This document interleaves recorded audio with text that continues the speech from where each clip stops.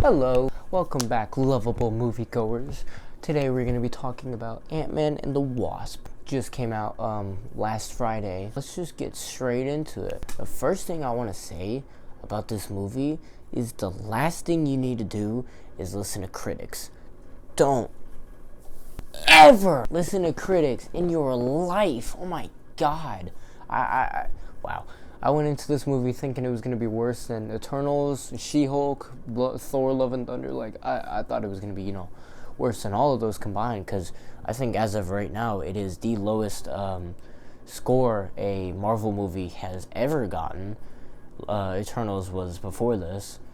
But in reality, what it is critics are being very, very harsh on Marvel nowadays, especially after, creating some of the best cinema of all time. They after Endgame, they had to restart it all. That Endgame was the final movie of that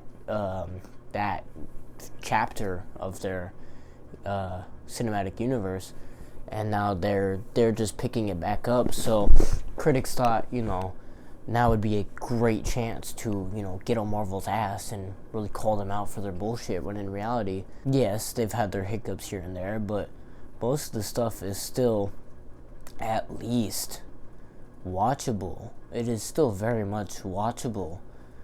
It's not something you have to suffer to get through, besides some stuff. But I mean, I don't know. I don't think by any standards this movie is nearly as bad as critics make it out to be at all.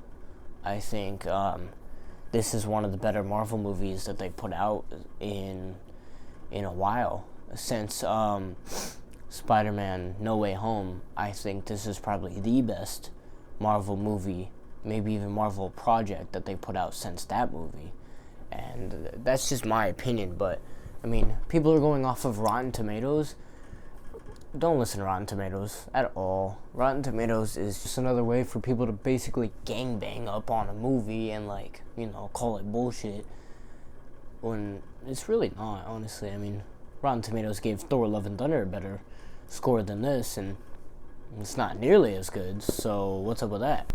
So the plot of this movie is basically Scott is living in a world where he is very famous for what he's done with the Avengers, and he's taking it all in. He's very much taking advantage of it and using it to his benefit. Writing books, getting food for free, getting noticed on the street, taking pictures of people's dogs, and on the other hand, he is very much upset on all the time he missed out with his daughter in that 5 years he was gone. And even before that, he wasn't a very good dad.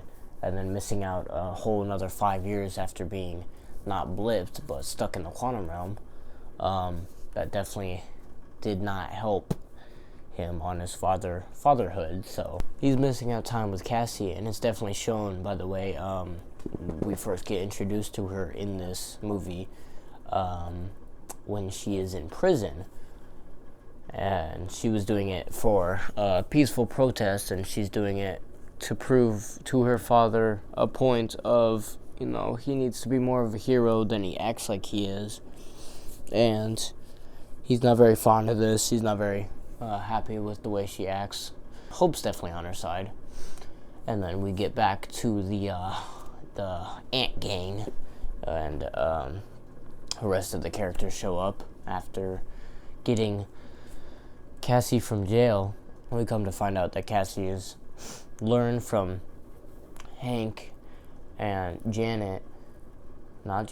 learned from Hank and Hope how more about the quantum realm, and she even made her own map of the quantum realm, and she sends a signal down there, and Janet tells her to turn it off, pulls it apart, and then it turns back on, and they get sucked down to the quantum realm and have to explore a territory of the unknown, except for Janet. Janet has been down here before and made friends and a lot more enemies, one of those people being Kang.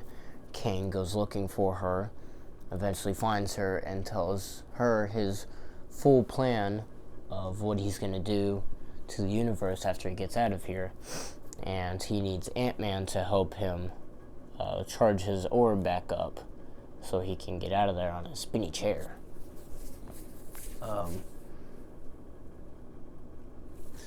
And that is basically the plot of the movie. Now, do I think this plot was executed well?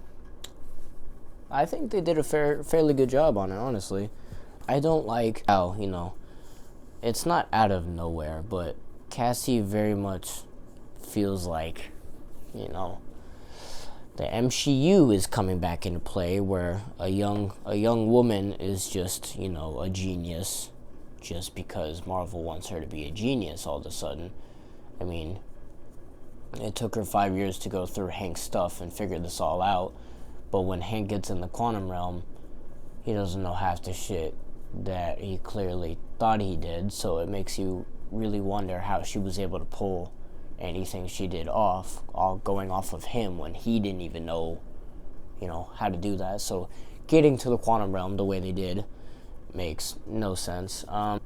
Janet not telling anybody about, King and his ability to destroy timelines, multiple multiverses, and has and will continue to do so, and has killed the Avengers multiple times.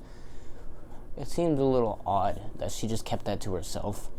But I mean, I've seen plenty of movies where characters have done that just to, because they think they're protecting the people they love, when in reality all they're doing is keeping that information for themselves. Otherwise, I think the rest of the plot, the way they went about it, made complete sense. Kang's point of view made sense, Ant-Man's point of view and his choices in the movie make complete sense. I mean, it they handled the plot pretty well. That's what I think about the plot. Costumes. I don't know about this one. Honestly, I don't hate Ant-Man's costume. I guess I wasn't paying attention to it as much as I should have been. It was just, I feel like it's definitely got the Marvel Phase 4 adaptation where there's just so much going on. Either the problem with Marvel after Phase 3 is with the costumes, they either get it spot on or they're so far from, having it right, and I think Ant-Man falls in it's just overdone. It's just too much going on there. Hope and Cassie's outfits, I think, spot on. I really like Cassie's. It's it's chilled out. It's just purple and black, where it needs to be. It's not extra.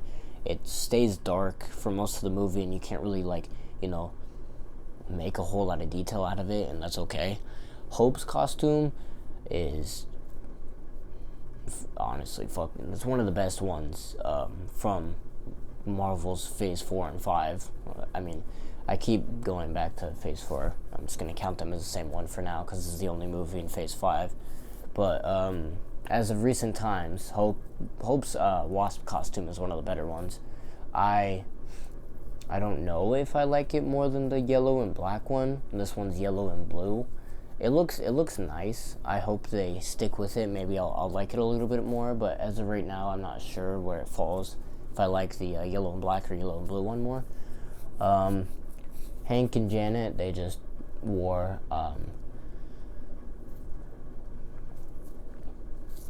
quantum realm outfits. They just wore quantum realm outfits so they could blend in for most of the movie. Janet's was nothing special. Neither was Hank's, but there was one shot where he walked up on the bridge when sending the ants after King, where his outfit just looked badass as shit because he looked badass as shit. So I guess that's the one place where his costume looked good. Now, the random people, all the people in the quantum realm, I think costumes fit well.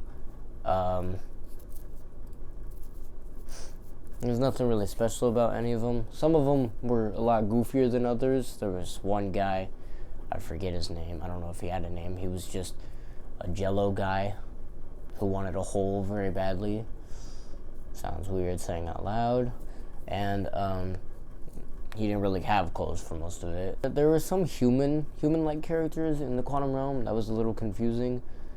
But we will get to that later. And last but not least, let's talk about MODOK.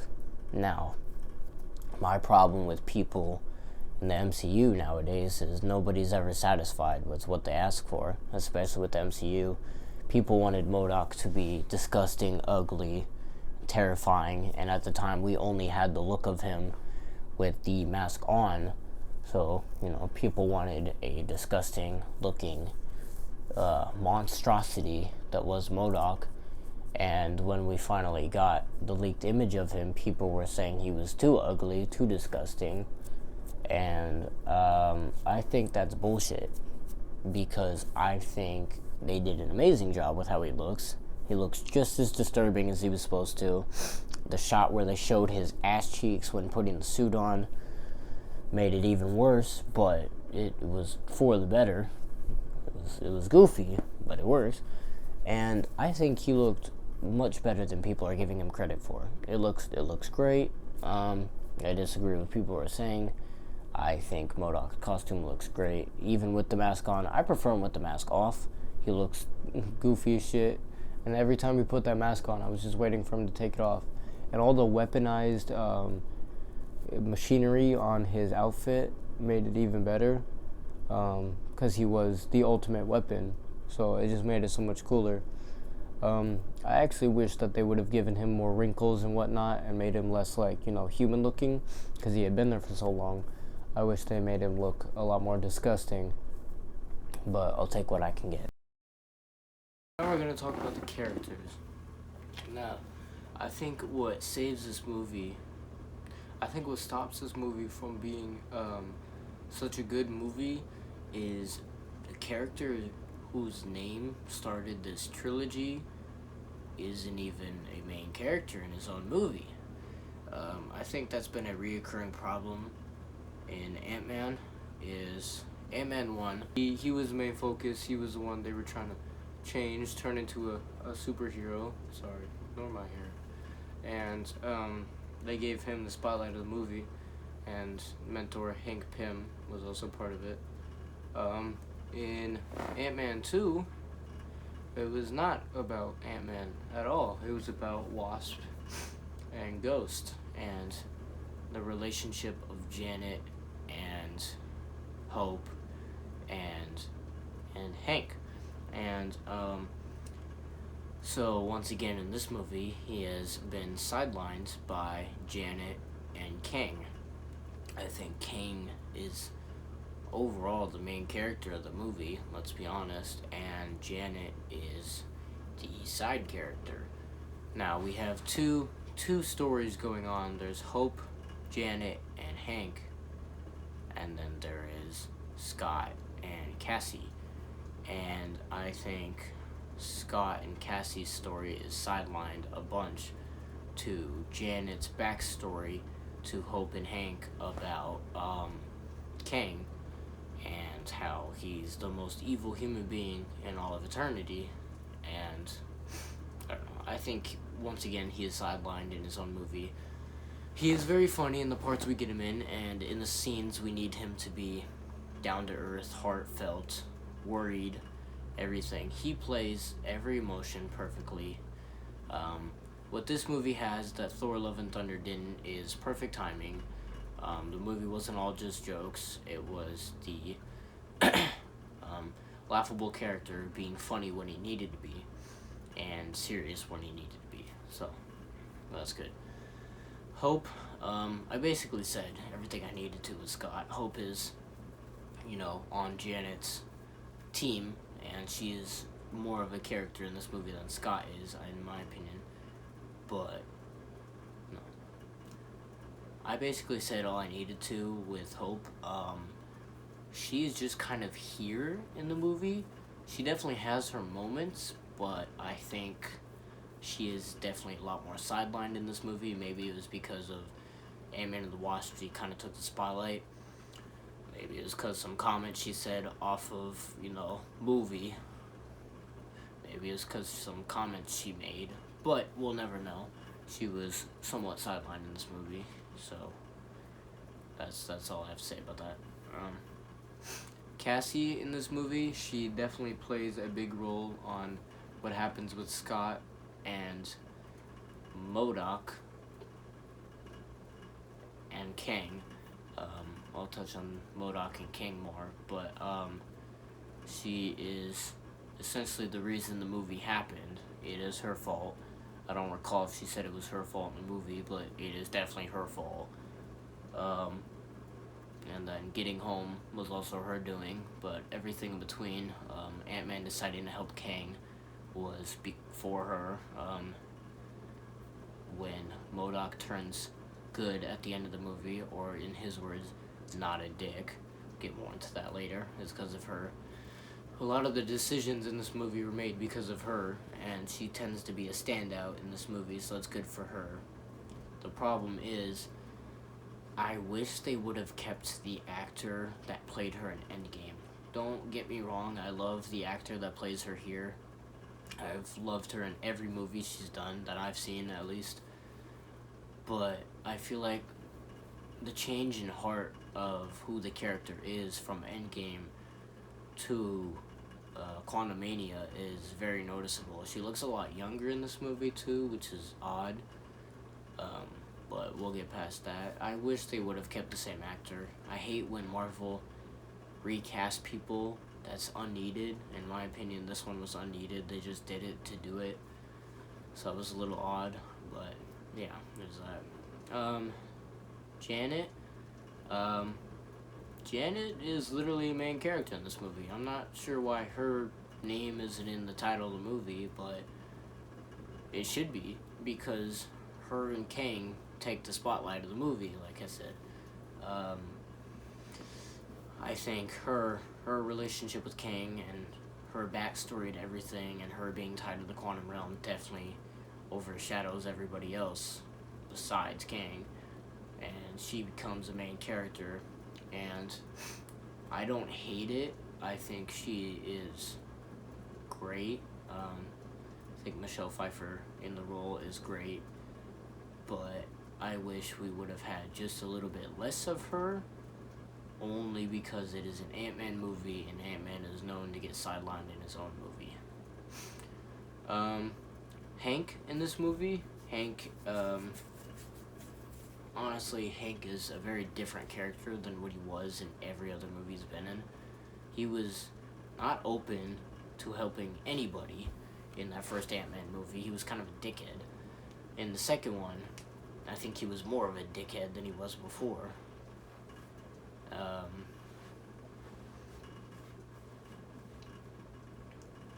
So, I don't know. I'm not sure why they changed his character so much. It makes a little to no sense to me, but that's just me. But, he does definitely have his moments. Some of the lines he says are pretty comedic. I think he, in this movie, becomes the comedic relief of the group, which makes no sense. It should still be Scott, and they should have just left that to him. Hank should have been the paranoid old guy who was like, what the fuck is going on? But we got little to none of that. He was just trying to get drunk. So,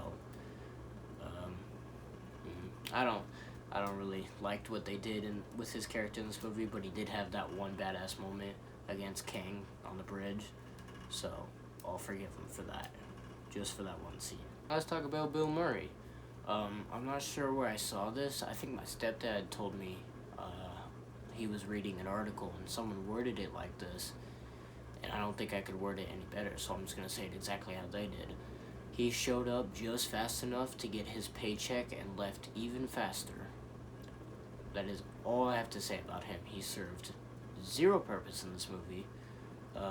They hyped him up in the trailers for no reason, because he was in here for no longer than 5 minutes, and he didn't really have much to do, say, or anything. He didn't do it. Next thing I need to talk about is the Quantum Realm people, which is the society that was living in Quantum Realm. Gintora, I think her name is, was the main leader of the group. I liked her character. She was very, very untrusting, and as you should be in that situation, you don't know what's happening. You don't know these people. You don't know nothing. You don't know what they want. So, I liked her character a lot. There's not much to say about her, but she was that side character that proved to be helpful at the end of the movie. There was the telekinetic. He was pretty funny. He didn't really do much other than be funny, so that was a little bit of an L. There was the guy who wanted holes. He was badass at the end of the movie, but for most of it, he was also comedic relief. The guy with the laser on his head, he had a badass death. I'll give him that, but there's not much more to say about him. I think overall for the Quantum Realm people, there's not a whole lot to say about them. Not much really happened with them, but they were a fun addition to the movie.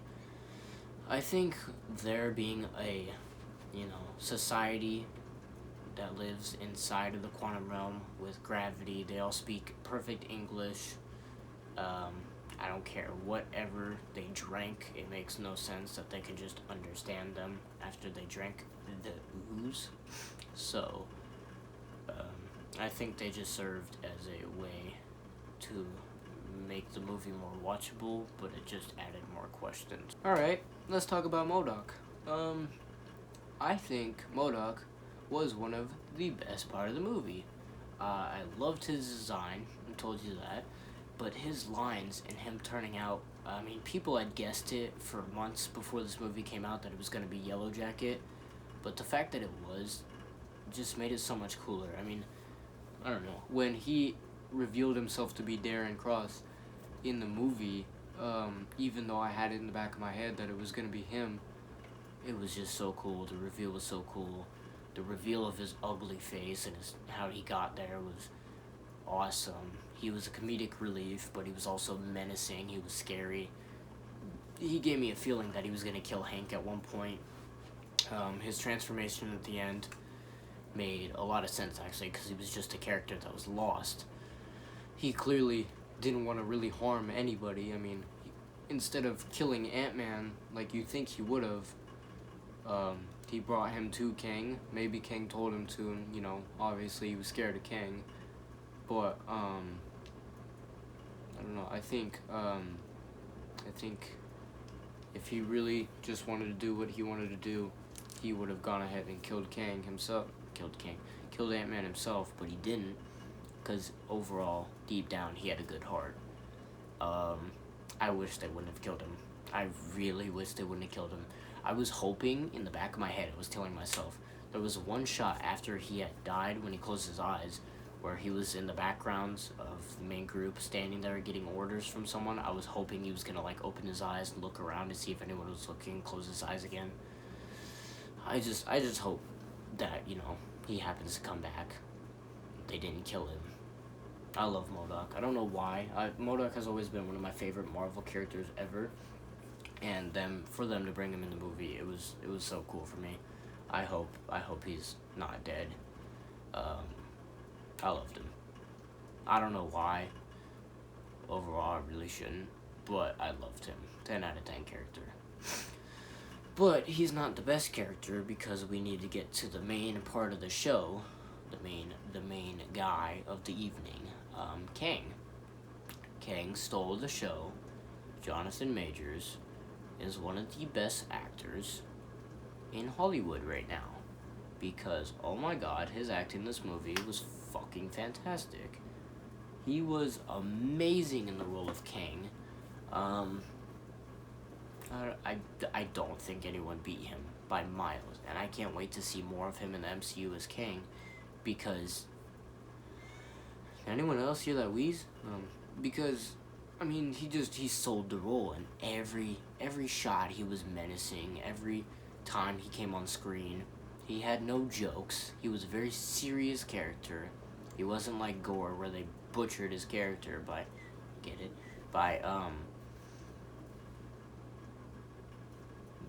throwing unneeded humor in there. He was menacing. He used his powers to scare people. He kicked Ant-Man's ass at the end of the movie with no powers, just hand-to-hand combat. He fucking destroyed him. And, I'm not sure I agree with the, killing off that Kang variant at the end of the movie. And maybe they didn't kill him off, maybe they just, threw him somewhere else and he still will be the main Kang. But I don't think he will, because of something we'll talk about. But, I don't know. I don't think he is the main Kang only because he got beat by Ant-Man and the Wasp. Maybe it was because they got lucky, but even then they were still winning against him for the entire movie. I don't see that Kang going toe-to-toe with the entire multiverse. He wouldn't win.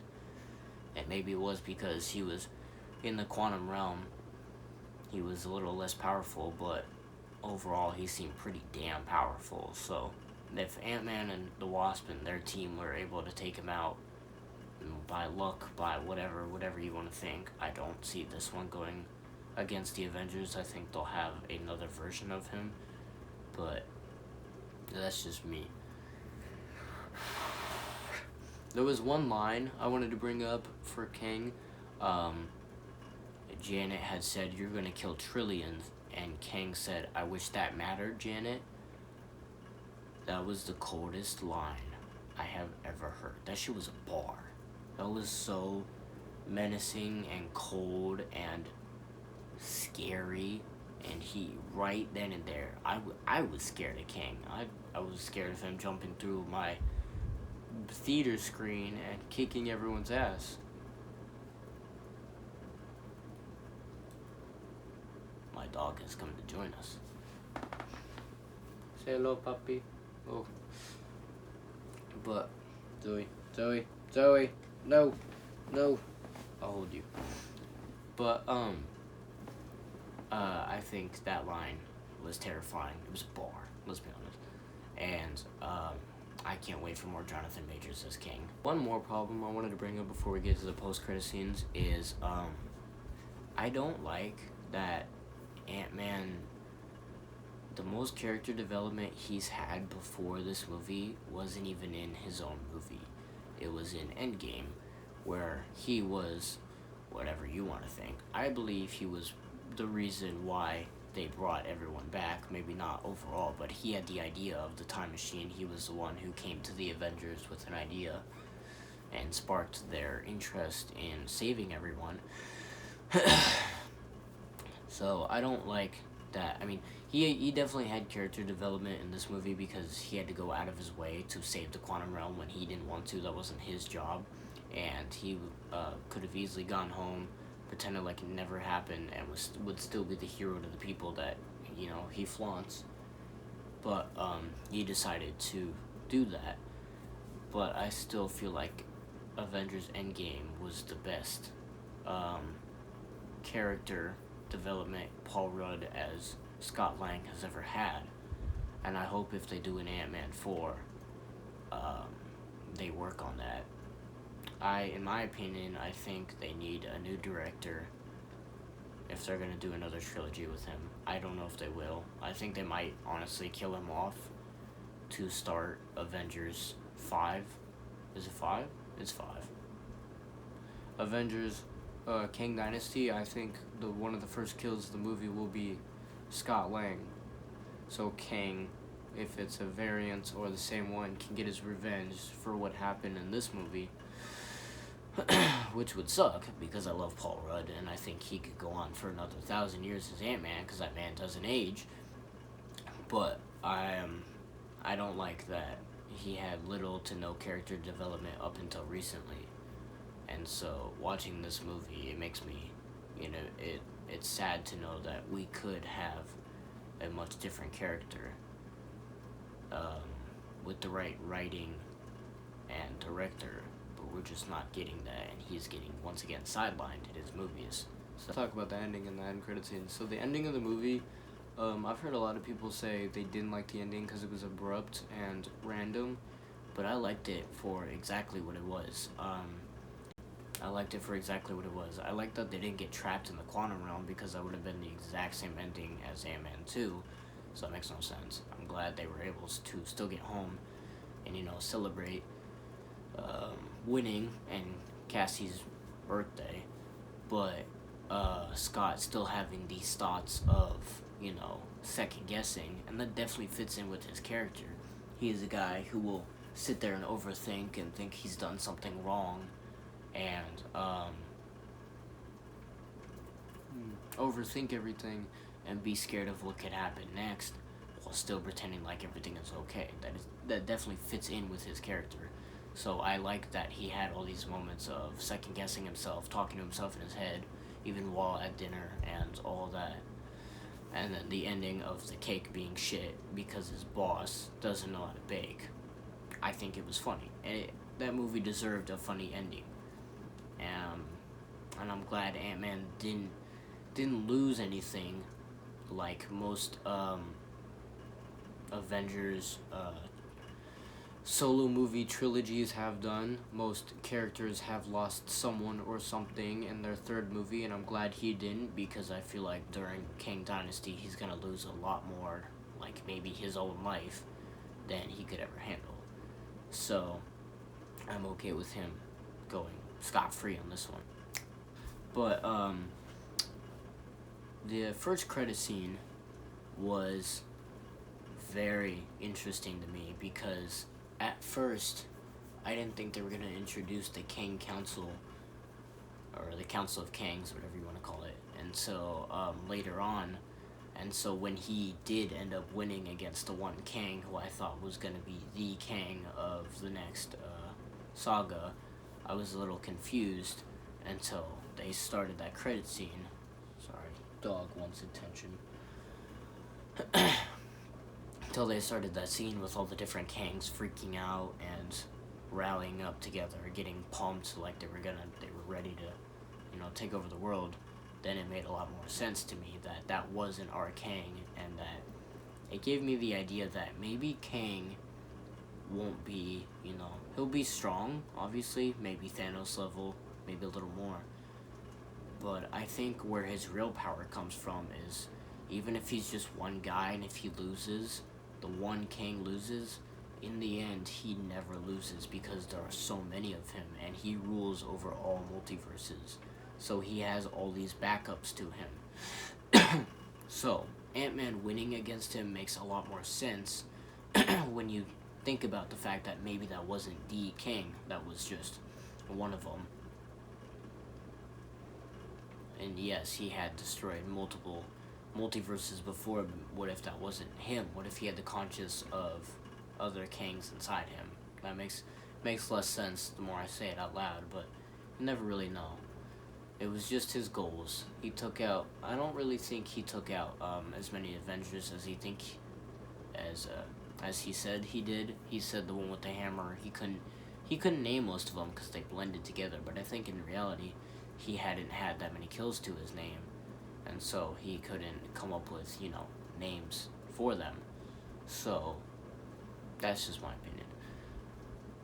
I think the credit scene was cool. I think it teases something that I'm definitely looking forward to, and it makes me have a lot of questions that I hope they answer, which I think they will. So that's fun. The second credit scene was just a teaser to Loki. How they're gonna go back, like way back, and maybe Kang's start was all the way back where they are, or Kang getting ready to take over, so he's starting in the past.